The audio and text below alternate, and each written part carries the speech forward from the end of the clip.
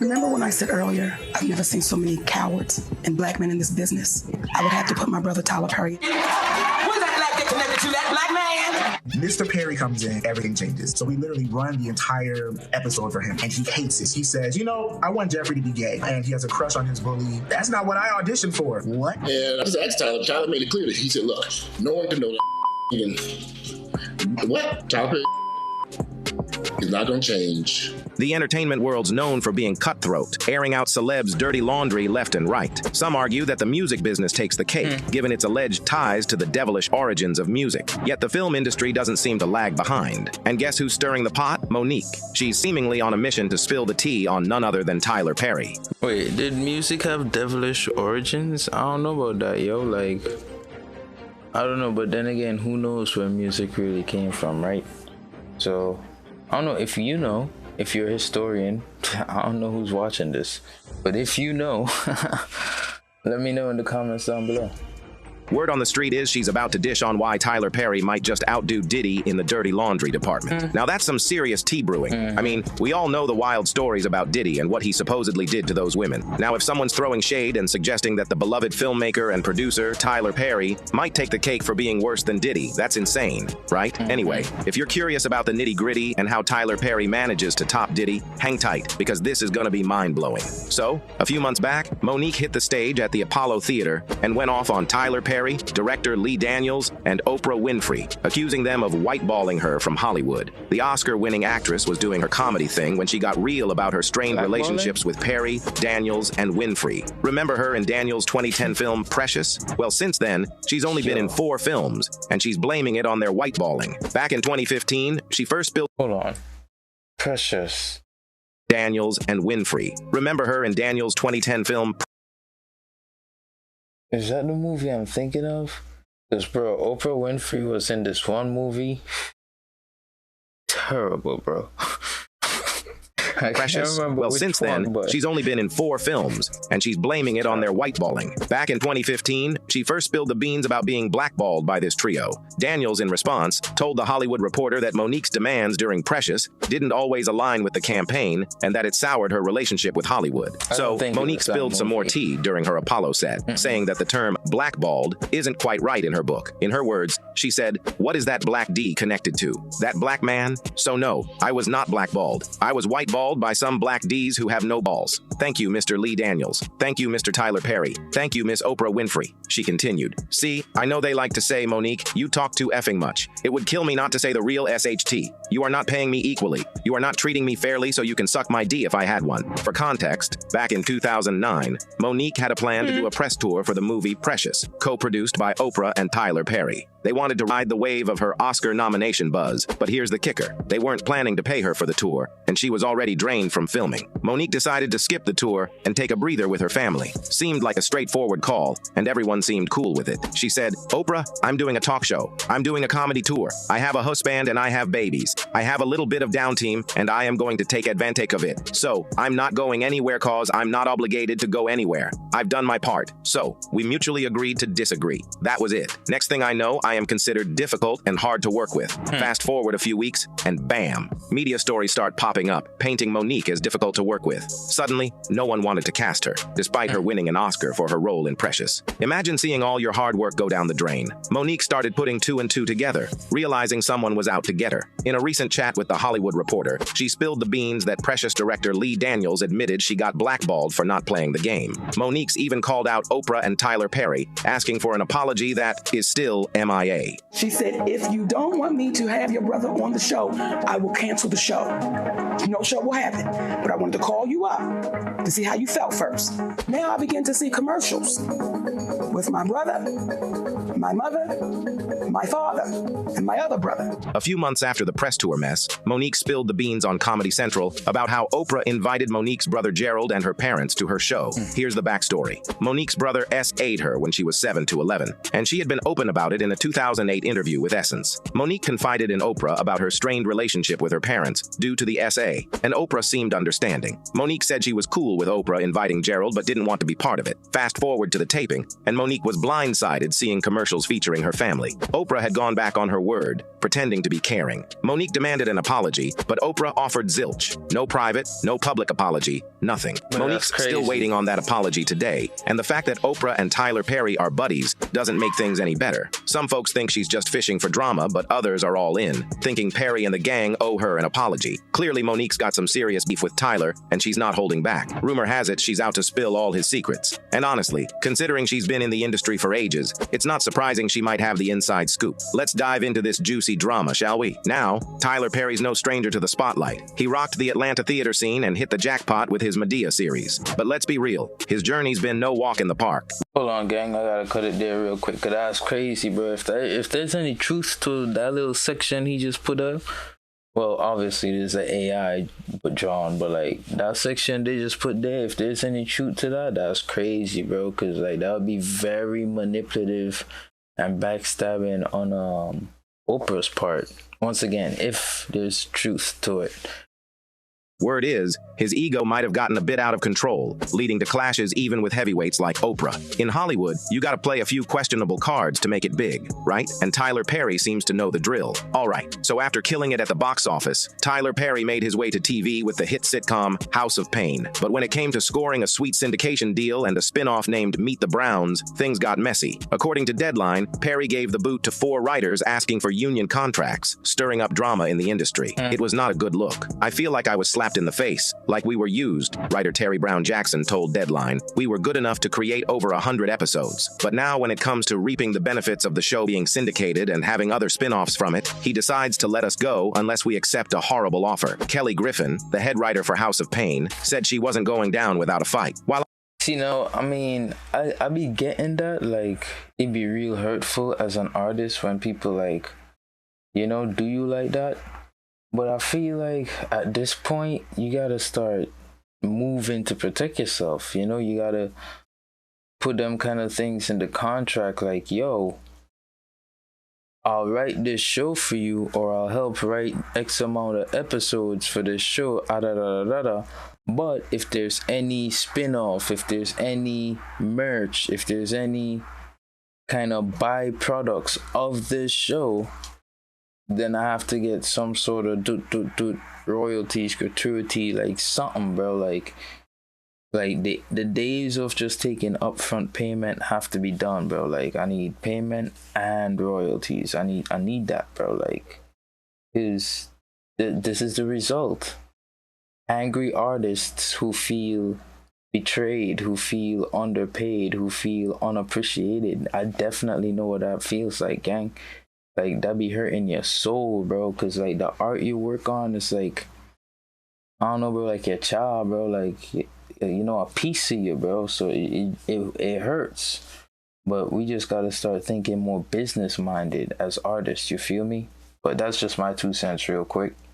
Well, I'd like to see something positive come out of this for us. If this fight helps future black writers get what they deserve, that's a good thing. But what was Perry's response? He claimed he's writing everything himself now, but his union issues didn't stop there. In 2015, actor unions SAG-AFTRA and Actors Equity went all in, banning their members from Perry's play Medea on the Run because his production company wouldn't sign those union contracts. Looks like Perry's profit game isn't winning cheers from everyone in the business. I have an entire new script with all new lines, pages and pages and pages. I have an hour to learn this stuff. My agent was like, absolutely not. If Brandon doesn't feel comfortable playing this character, then he can walk from this, because you don't have to do anything that you don't feel comfortable doing. Now, brace yourself for this one. Some straight guys are claiming he's pushing them into holes, and it's messing with their jobs. Talk about drama, right? So, actor and voice coach Brandon J spilled the tea on TikTok, sharing that filming just one episode of Perry's Meet the Browns was the toughest gig ever. According to Jay, a day on Perry's set is like a week's worth of shooting elsewhere. And if that's not enough, he says Perry's notorious for throwing last-minute script changes at the actors, making them memorize on the spot. Jay, who auditioned for the role of Jeffrey, a bullied high school dude, spills it all. So get this. The actor caught on to Tyler Perry not vibing with the original original script, and that meant everyone had to scramble to learn new lines on the spot, all chosen by the big boss himself. According to Jay, Perry went full-on impromptu, rewriting the entire script right there and feeding the lines to the actors. And get this, if you didn't catch on quick, Perry would drop the "you're fired" bomb. But it doesn't stop there. As Jay hustles to get those new lines down, Perry decides out of the blue that Jay's character is going to be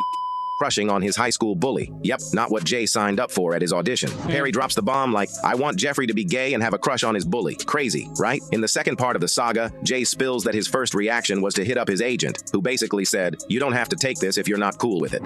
Hold on now. I ain't gonna hold you. We always was wondering about Tyler Perry, bro. Always, bro, cause who be doing this? Which man be going in cross-dress all the time, bro? Like, that's what he's doing, bro. He's literally cross-dressing, and we're watching it on TV. Like, he's not doing that, bro. That's what he's doing, bro. That's literally what he's doing. And we be acting like, oh, he's just doing a TV show. Nah, bro, it's not just a TV show. He's doing it in front of your face, son. He got a problem. But after some serious pondering, Jay decided it was a chance he didn't want to miss out on. So, despite Perry throwing in a last-minute twist and making the character gay, Jay went ahead and played the role. Literally got, at the same time, this person was harassing me for years. Multiple young black men on the payroll, and they just had to show up when he requested them to be there. So, there's been gossip about Tyler Perry and his personal life for a while, hinting he might be projecting his suppressed feelings onto black male actors. But the plot thickens with recent buzz about Tyler possibly exploiting younger black men in the industry. Christian Keys added fuel to the fire with a tearful video on Instagram talking about abuse of power in the industry. He shared his own painful experience with a powerful man who allegedly bragged about having multiple young black men on the payroll. Christian didn't drop names, but the internet's gone wild trying to connect the dots. Now, here's the twist. Christian has been working with Tyler Perry for almost 2 decades, from Diary of a Mad Black Woman in 2005 to the recent TV series All the Queen's Men. So naturally, folks are wondering if Tyler Perry is the mysterious figure in Christian's story. Now, let's be real. These are all just speculations, and only Christian Keys knows for sure who that powerful man is. He mentioned he gathered evidence, secretly recorded some stuff, and handed it over to the police. So, in a few days or weeks, the mystery might unravel. But regardless of Christian's situation, Tyler Perry has faced other accusations, like abruptly firing writers, casting stereotypical characters, and perpetuating harmful stereotypes about black women. So, after House of Pain and Meet the Browns hit it big, cultural critic Jamila Lemieux wrote an open letter to Tyler Perry, and NPR published it. Lemieux straight up told Perry she wasn't vibing with how he used stereotypes in his work. She said, "Through her, the country has laughed at one of the most of the black community. Mother Dear, the beloved matriarch. I just can't quite get with seeing Mother Dear played by a 6'3" man with prosthetic beef flopping in the wind. Right. Our mothers and grandmothers deserve much more than that. Heck, our fathers and grandfathers deserve more. Mr. Perry, you have told the Hollywood old guard to kiss your backside, and I appreciate that, brother. But many black folks have expressed some of the very same attitudes about your work that white critics have." I still think there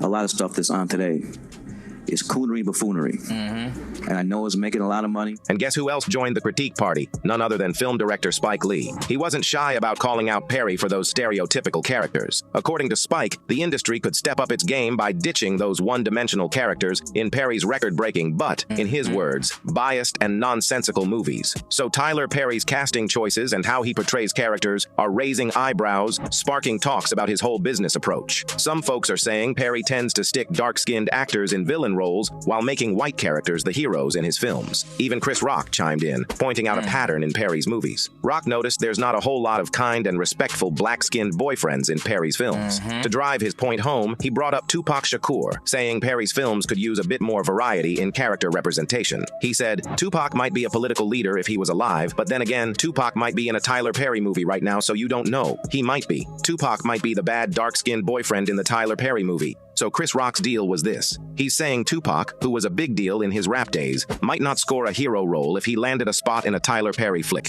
Rock figures, based on Perry's usual casting moves, the chances of Tupac getting cast as a hero would be pretty slim. Just Rock sharing his thoughts on how things roll in the Tyler Perry movie universe. He further went on saying, I would hope he's a senator, but he might be kicking Jill Scott down a flight of stairs. So Chris Rock and Spike Lee are on the same page, pointing out that Tyler Perry's casting and storytelling choices might be playing a part in certain movies' success, thanks to some biases. They're both questioning how this mindset could be messing with the film industry. And you know what? This colorism thing isn't exactly a stranger to Hollywood. Lately, Hollywood's been under fire with media campaigns and hashtags spreading like wildfire, shining a light on some pretty shady stuff. Remember Harvey Weinstein? Yeah, he was one of the first big shots to drag the industry into the negative spotlight with abuse allegations in 2017. Now there's even a new documentary spilling the tea on the dark side of Hollywood, exposing power players allegedly preying on aspiring actors. Fast forward to the Me Too movement, and Hollywood's hit with scandals left and right. Kevin Hart stepped down as the Oscars host in 2019 over past homophobic tweets, and the Oscars So White campaign is calling for more diversity and recognition for people of color and marginalized communities. I sincerely hope I shall always be a credit to my race and to the motion picture industry. My heart is too full to tell you just how I feel. So Hollywood's reputation has been significantly tarnished, and the Hollywood's glittering walk of fame, more like a lackluster stroll of shame without those stars. Let's flash back to a February afternoon in 1940s America, when actress Hattie McDaniel rocked the house by snagging the Oscar for Best Supporting Actress in Gone with the Wind. It was a historic win, making her the first African-American to bag this prestigious film award. Sounds like a party, right? Well, not really. Despite the victory, the Oscars back then operated like a whites-only gig, and McDaniel found herself segregated from the rest of the crowd. Instead of pure celebration, it was more about segregation than jubilation. Fast forward 80 years, and guess what? Hollywood's still wrestling with discrimination, even though there's been some talk about boosting diversity. The 2020 Oscars? Oh, they weren't immune to racial controversies that both viewers and industry insiders have gotten pretty used to. And let's not forget the major snubs, like leaving out Lupita Nyong'o for her killer performance in the 2019 film Us. Right. Now, let's shift gears to Tyler Perry's realm of movies and shows. No hiding the fact that black-skinned actors are often cast as the villains in his flicks. Take Steve Harris in one of Perry's classics, Diary of a Mad Black Woman. He's playing Charles McCarter, a successful lawyer who turns out to be far from the ideal hubby. Shockingly, he drops the bomb on his wife about another woman in his life and then proceeds to... But to be fair, the hero was also a black man. Wasn't a white man. You feel me? So fair is fair. To treat her like dirt, eventually kicking her out. And then there's Blair Underwood, known for his stint in LA law and rocking Hollywood for over 4 decades. He spilled some tea about his early career and a run-in with the legendary Sidney Poitier. There was a little pushback, like why they only want to see us as slaves or in the hood and Hollywood. Back in the 80s, seeing black faces on screen was like finding a needle in a haystack. And when they did pop up, the roles were pretty limited and full of stereotypes, not giving much variety for black TV viewers. Blair Underwood knows the struggle firsthand. He and Denzel Washington were like the poster guys for black male representation on TV and in movies at that time, getting props for their work. But guess what? Hollywood was still stuck in the same rut in the 90s. According to Underwood, every black actor and actress in Hollywood, no matter how known or skilled, were all hustling to audition for the same roles. Same old challenges, just a different decade. And speaking of roles, Philip Van Leer got his shot at playing a villain in Tyler's movies. He had a recurring gig in the first and second seasons of a show, rocking the part of a dealer. Ion Overman also took a turn as a not-so-nice character in Tyler's Madea Goes to Jail, as Linda Davis, an envious assistant district attorney with a secret life of fraud and evidence tampering. Then there's Ron Rico Lee, who portrayed Chuck, an assistant district attorney and Joshua's friend. And who could forget Brian White, snagging a villain role in Tyler Perry's I Can Do Bad All By Myself as Randy, the abusive boyfriend and all-around antagonist. If you've been tuning into Tyler's movies and shows, you might have noticed a trend. A lot of the not-so-nice characters tend to be really abusive towards women. It's a concerning thing that's got people raising their voices. Take his show Bruh, for example. It's all about 4 black dudes navigating life, dealing with relationships, friendships, and careers. They're like a tight-knit family, showing off those big smiles. Now, Sisters takes a different angle, focusing on the lives of 4 single black women. The tagline, single but never solo, hints at exploring their singlehood journey with all its ups and downs. But here's the kicker. The show seems to keep it more individual, with separate pics of the women instead of them together. The common thread? They're all rocking the single life and and the series might dive into their dating adventures and more. Another Tyler Perry's movie, A Fall from Grace, where Crystal Fox plays Grace Waters. She's been through the ringer with her ex-husband's affair and decides to take another shot at love with Mehcad Brooks. But surprise, surprise, as she gets closer to him, she uncovers some seriously dark secrets. Grace's journey takes a twisted turn into love, betrayal, and the aftermath of people's choices. Now, Tyler Perry's movies, like Acrimony, always stir up discussions on Twitter and other social platforms. Some folks call out Perry for repeatedly showing the struggles of black women dealing with men's actions in his films. On the flip side, others say he's just shedding light on real-life issues that many black women can relate to. So, debates are flying, highlighting how Perry's storytelling gets people talking about some pretty important stuff. One fan said, "When will Tyler Perry make black women happy? They are always sad, victimized, and abused in his movies. Why doesn't Tyler Perry want to see black women happy, prospering, and thriving?" While another said, "I keep wondering why people complain about the pattern of Tyler Perry's movies. He's using his movies to hammer on what black women go through. How's that wrong? Is it activism? Why are you complaining?" So, critics aren't letting Tyler Perry off the hook, despite his contributions to the black community. They're saying, hold up, let's talk about the missteps. They point to moments in his movies and shows where black women get a rough deal or face some unpleasant stuff. Some argue that Perry's works kind of push this idea that respectability politics is the only way for his characters to find happiness and success. Plus, there's this concern that he's holding on to a ton of creative control, possibly overlooking other talented black and brown female writers and directors in the industry. Take his adaptation of For Colored Girls Who Have Considered S When the Rainbow Is Enough as an example. These critiques are basically saying, hey Tyler, we want to see more nuanced and responsible portrayals in your work. Like when I connect dots that maybe shouldn't be,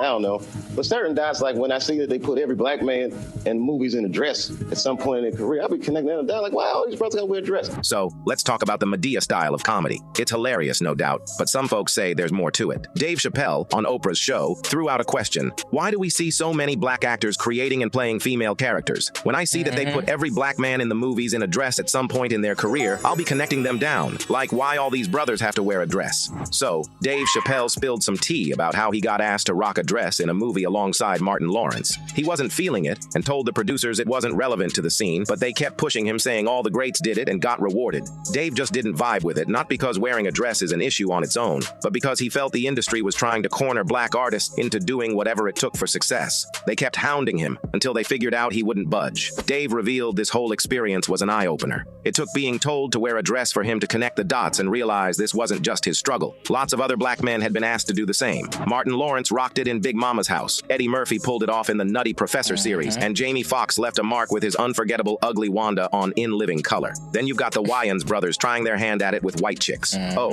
and we can't forget the less successful Juwanna Mann. Yeah, some would rather forget that one. In the mix of all this, Tyler Perry takes the cake. He's not just known for his entertainment game, but has major influence, even in right-wing evangelical circles. His Medea franchise, talk about significant success and acclaim in the entertainment world. So, when asked about Dave Chappelle's claim that black men were being pushed to humiliate themselves for money, Kevin Hart was all about protecting his brand and not crossing any boundaries in 2012. He proudly declared he'd never do something he didn't want to do just for money. Fast forward a year, and boom, Kevin pops up on an SNL skit rocking a dress. Now, maybe it wasn't a big deal for Kevin, but it's a bit odd, right? After all, he did make a public statement about not crossing his boundaries, and then there he is on live TV in a dress. So, but then again, though, what's wrong with that?